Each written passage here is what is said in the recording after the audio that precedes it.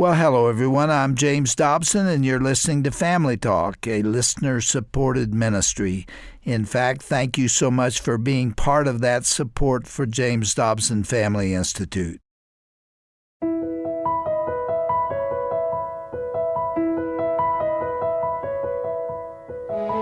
Hello, everyone, and welcome to Family Talk, the listener-supported broadcast division of the Dr. James Dobson Family Institute. I'm Roger Marsh. According to College Board reports, SAT scores in the U.S. have shown a marked decline since 2006. For many of our kids, academic success just isn't their first priority, and homework is the last thing they seem to want to spend their time doing. On today's program, Dr. Dobson's guest suggests that parents play an important role in motivating their children to learn in their child's early school years and beyond. Cheri Fuller is a speaker and author of nearly 50 books. She's written hundreds of articles for print and online publications. She's also a public speaker and the co-founder of Write Well, Sell Well, a writers' conference in Oklahoma City. Cheri is also founder and executive director of Oklahoma Messages Project, an early intervention and literacy program. The Oklahoma Messages Project uses multimedia filming of parents in prison reading books to their kids to maintain and improve the parent-child relationship. Such a great program. Let's listen now to Dr. Dobson's classic conversation with Cheri Fuller, as together they unpack timeless truths about motivating children to learn. I was thinking today about a rather typical scenario. I'll bet you there are a lot of parents that can identify with this. Junior's in elementary school, and mom sends him off. And then about 6 hours, 7 hours later, he comes home from school, and he's lugging his lunch pail and his baseball mitt, and he has 2 or 3 textbooks with him and some crumpled papers peeking out from underneath the pages. Mom's excited to see him, and she says, "How was school today, honey?" And he shrugs and he says, "Oh, all right." And then he makes a beeline for the cookie jar. And she says, "What'd you learn in class today?" And he says, "I don't know, nothing really." And she says, "You have any papers for me to put on the refrigerator?" And he hands her this mess. This time, I mean, his notebook is a disaster area. His handwriting is a disgrace to the whole family. And she begins to unfold those papers, and he missed 7 on a very simple spelling test. She knows he has ability to have gotten them all right. She opens a math paper, and he missed 22 problems out of 48. And it's kind of hard to put those on the refrigerator. And then she spots a note from the teacher. You know, I'm sure if not early in the school year, sometime during the next 9 months, that scenario will occur for many parents. If you asked that mother and her husband what they most are in need of in their family, they would say it is information about how to motivate these kids, how to get them interested in school, how to make them want to learn, how to light the fires of curiosity and make them want to learn. And we have a guest here who has spent a lot of time thinking about that and just wrote a book on that subject, in fact. She is Cheri Fuller, former teacher, a parent of 3, author of the book Motivating Your Kids from Crayons to Careers. She's here today to help parents learn to enhance their child's natural curiosity and communicate the value of learning to their kids. Cheri, you've heard the introduction. You have also heard that explanation or that description of family life from many, many parents, haven't you? Yes, I have. Let's put myself in the role of the father representing the family I just talked about. And I come to you and I talk to you about the motivation of our children. And I say, Cheri, what am I going to do to get those kids turned on to learning? They really don't care. They only care about playing. Is it something I've done? Is it my fault as a father? Is it my wife's fault as a mother? Give us some help. Well, first of all, I'd say to you, instead of saying, what did we do wrong, say, well, what kind of learners are we? Because the kind of learner that you are, if you're an avid reader, your children will not necessarily imitate you instantly, but it has a powerful impact. And so I'd ask you, what are you really interested in learning? And have you ever shared that with your child? I know a dad who's a geologist, and he shared with me how he has collected rocks all of his life. He has rock collections, and he's collected animal bones and all kinds of interesting nature things. And his natural tendency is to share that with his little girl, Melissa, and take her on nature hikes. And so he finds that she's very motivated in science, and she has the best show and tell collection that any first grader ever had. And so I'd ask you, what are your interests? And most important, what are your son's interests? What is he really interested in? Because that can be something that can spark his motivation. And, what's his talent or his skill? Maybe the child isn't even motivated enough to go to the library, but we collect up some books, maybe get him a subscription to a magazine in his interest. Did you imply a minute ago that what I'm interested in as a father is relevant to the motivation and the learning of my kids? I work 10, 11 hours a day, and I'm not even able to go up to the school. You're saying that who I am influences what they do off at the local school that I don't seem to have any relationship to. Instead of looking at our deficiencies as parents, if we look at, what are my assets? What can I share with my child? Maybe I'm not the greatest science. Science is not my strong suit, but I love reading. I can transfer that love of reading. If you're excited about learning anything, whatever your field is, you can take your child to work with you and let your child catch some of the excitement for some of the projects you're doing. And this is a great boon to motivation. Often a child sits in a classroom all year and year after year, and they don't see the connection between the classroom and the world out there where real people are doing interesting things. One thing that sparked the motivation of our kids is when we have people for dinner, that they share with them what they're doing. We have a friend who's a orthopedic surgeon, and he's been creating a new knee joint. And he shared this with Chris and with Justin. He shared the process he's going through to work on this. And this really sparked an interest in them. And I think for our children to see not only what I'm doing and what I'm interested in, but see other people, role models of adults who maybe one is a missionary and very passionately interested in the work that they're doing in Haiti, and let our children be exposed to what's really going on out there. All right, then let's pull the first principle out of what you've just said, that motivation for learning is best sparked by identifying the areas of interest, the natural interests that are there, and capitalizing on them. Right. Because that's a real key. I believe that God put those interests in a child for a reason. And it may not be something that's going to blossom right now. It may be 5 years down the road. Your child is interested in writing, and so maybe he tries out a little neighborhood newsletter that he writes of the news in the neighborhood. And as he's encouraged and maybe given other opportunities, encouraged to try this at school or to submit something to the literary magazine, he's going to discover, maybe that's what I can do. Maybe I can go into a career in journalism. One of the great, I started to use the word tragedies. That's too strong of a word, but I think you understand what I mean. One of the great tragedies of human experience is that there is such a great natural curiosity in the early years of development. You look at a 3-year-old, and he is fascinated by absolutely everything. I remember when our daughter was only 18 months of age, I was in the kitchen one night doing something. I don't remember, preparing myself a sandwich or something. And I looked over at my 18-month-old daughter, and she was examining the knob on the dishwasher.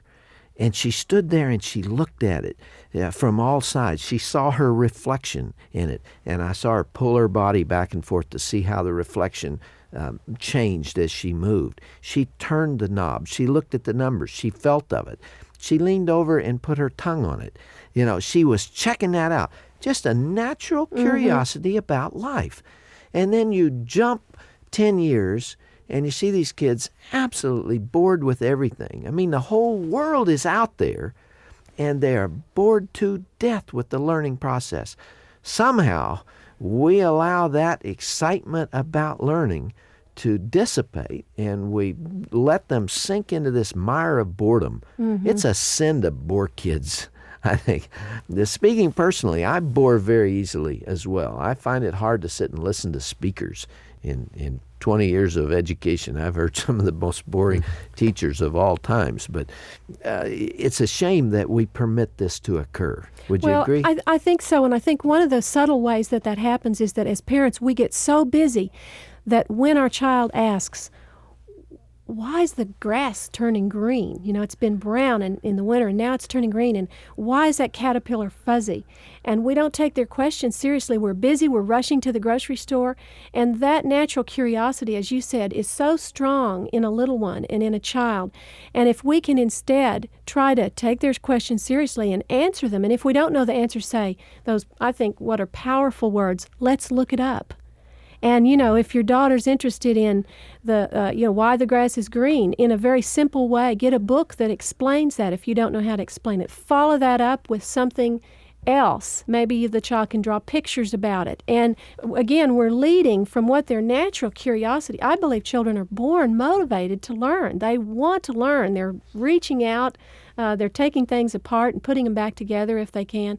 And if we can just realize that curiosity is so important because it's part of what keeps a person motivated about life. You used a key word a minute ago. You said, let's look it up instead of go look it up. There's a big difference between those two. There's a difference. And for me to be able to admit, well, I don't know the answer to that, but let's go look that up together. So how many bones are in the body? Two of you. Right. And I think a lot of that is wrapped up with dialogue in the family. Conversation. A conversation and dialogue is one of the most vital tools that we can use to help children remain motivated. In fact, one of the important points you make in the book is that the dinner hour should be preserved or restored to its original purpose, which is a conversation time within the family. Right, and it can be such a wonderful time to talk about what Sally's learning in science that day. Our son often would, in his ethics class this year, he'd share about a debate they were having on abortion, and he'd tell us the different sides. And Chris would tell us what was happening in the NBA. And so we have this dialogue going on, this conversation. And it's not just a time filler, but it also gives children a chance to reflect on what they've learned during the day and to have parents be a sounding board and give their ideas and to weave together what they're learning with other things that are happening in life, maybe with current events, and help children see a bigger picture than just this worksheet that they're having to do on whales, for instance, but to tie this in with, well, what's happening with whales around the world. And so that's what I try to do with, for instance, the chapter on literacy skills and conversation is to say, let's use the resources we have. We're all busy, but we do have a dinner hour. Let's sit down together. Let's say grace together. Let's use it as a time not to scold, not to just hand out orders, but to really dialogue together. It encourages children to have thinking skills.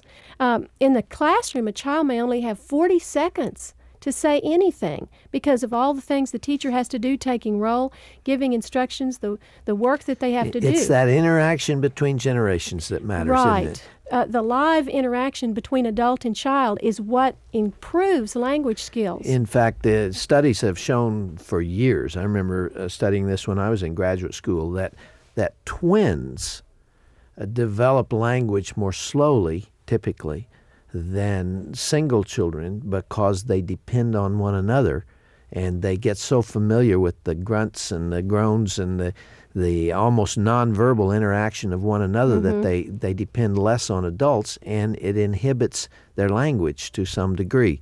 So if it's true in that context, then you can take the larger picture that the amount of time you spend as a child talking to adults and interacting with adults is directly related to the development of that skill. Right. And so if parents are extremely busy, they send their kids in throughout the day in the formative years to some kind of setting where this kind of language interchange with adults does not occur, then it's a handicap. And I think, too, parents are busy, and we all are, but we can take advantage of the opportunities in the car to talk to our children when we're washing dishes. We have opportunities right before they go to bed to talk with them, or when we throw the football after dinner, and to use those opportunities to ask them what they're thinking, what they're feeling, and to share ideas. And it's a powerful tool to motivate children. The education, if it's just happening at school, is just a thin veneer if it's not really happening at home, too. We're talking to Cheri Fuller, who has written a book called Motivating Your Kids from Crayons to Careers. So that's what we're discussing and who we're discussing it with. In this book, you talk a lot about motivational busters and motivational boosters. things that assist in motivating children and the things that get in the way. In terms of the busters, one of the most important ones you named was when you move a child from one district to another. How does that break up or bust motivation? Well, a school transfer can just remove the child, first of all, from the setting that he's secure in or that she's secure in, and then they have a whole new set of friends to get used to or to find friends. They've got, often they've got totally different books that are being used. Maybe this school is ahead of them in certain areas, and so they come in with some gaps.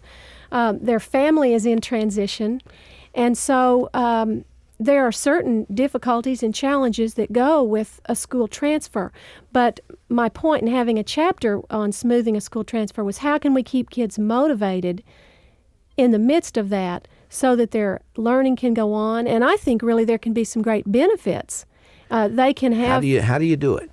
Well, one of the ways is to really prepare the child for the move and to have a family meeting and to sit down and say, this is what's about to happen in a few months. Talk about it. Of course, the parent investigates what are the best school situations, whether it's going to be a Christian school, whether it's public school, what's the best place that's accessible.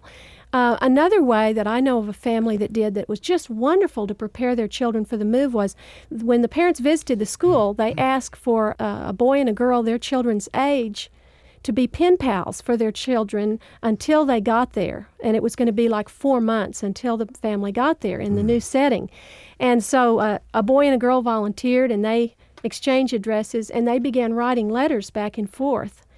And so when the family actually got to the new school, they already had a little developing friendship here that really did help in their transition. So I think one thing is helping the child to say goodbye, to also maintain some friendships and some continuity, and maybe having an address book and your child can collect addresses, and then encouraging them to write.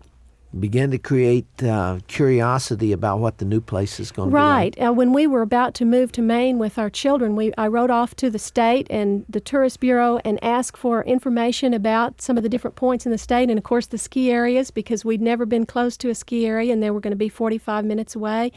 And some of the historical things that might interest the children and things about the beach and the ocean. We'd never lived there.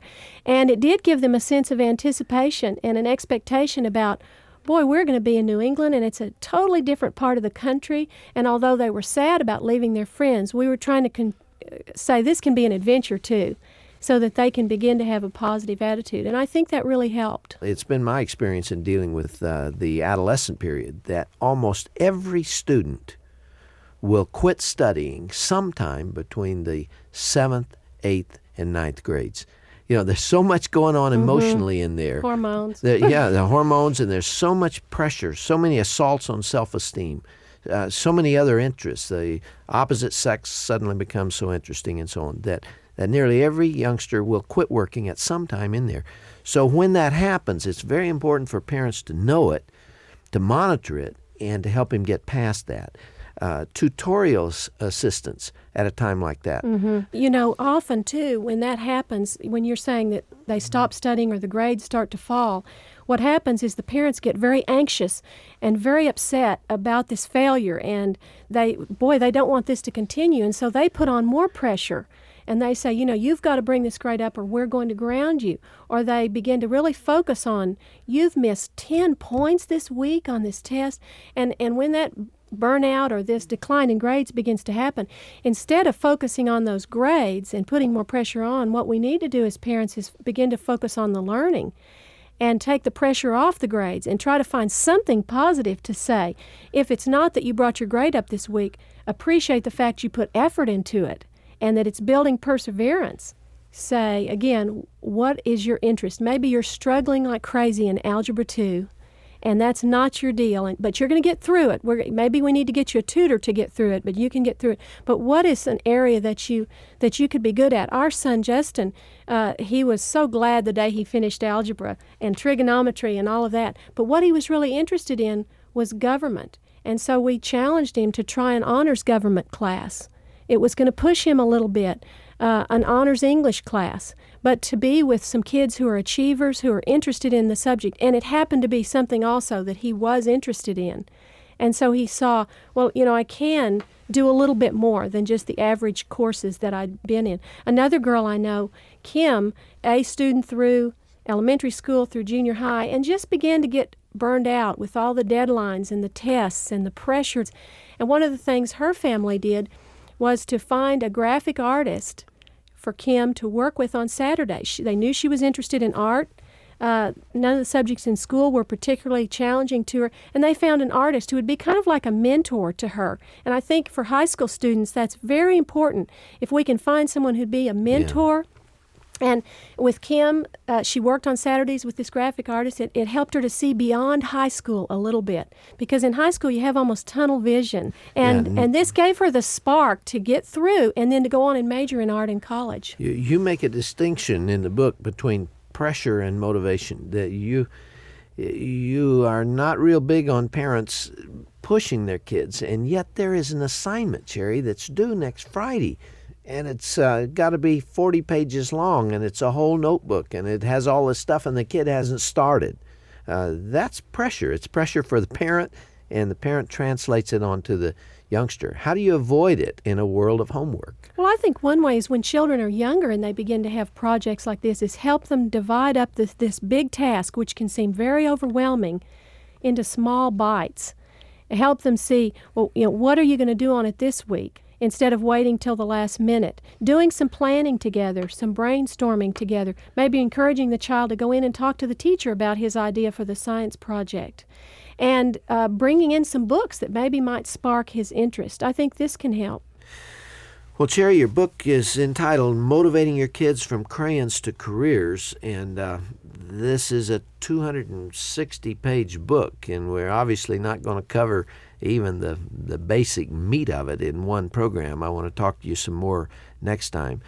Just tell me why you wrote this book, why this particular subject. There are many things as a teacher you could have written on.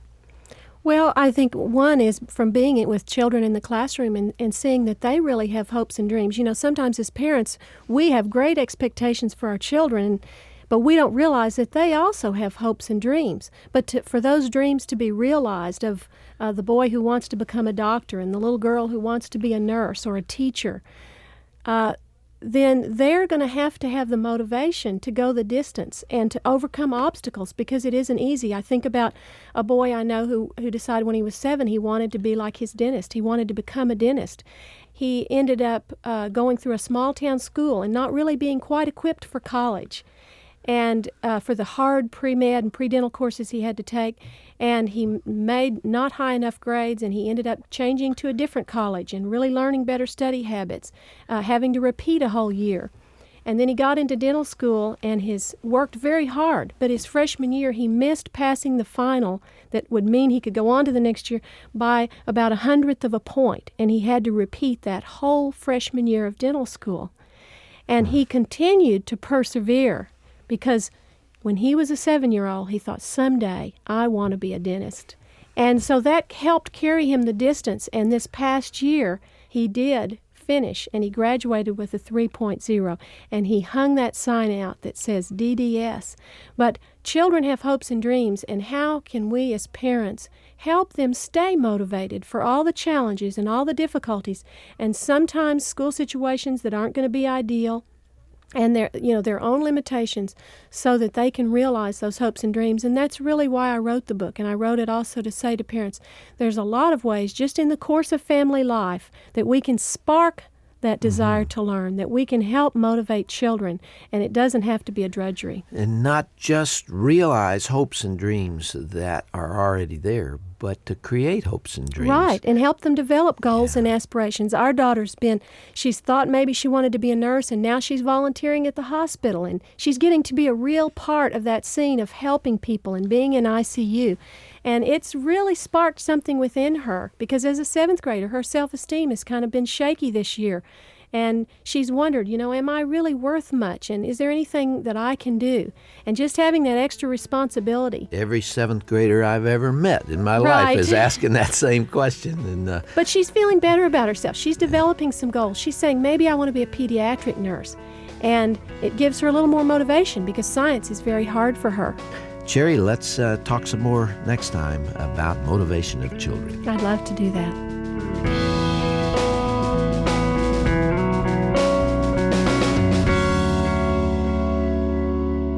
It's true. All kids have hopes and dreams, and we as parents can be their cheerleaders and their guides as they take steps toward those goals.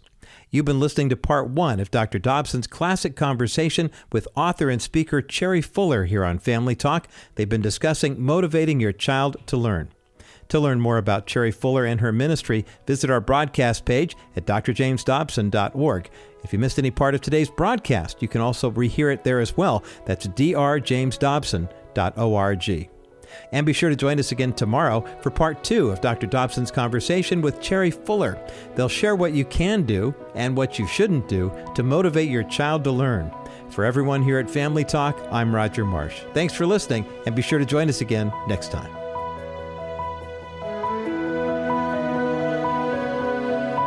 This has been a presentation of the Dr. James Dobson Family Institute.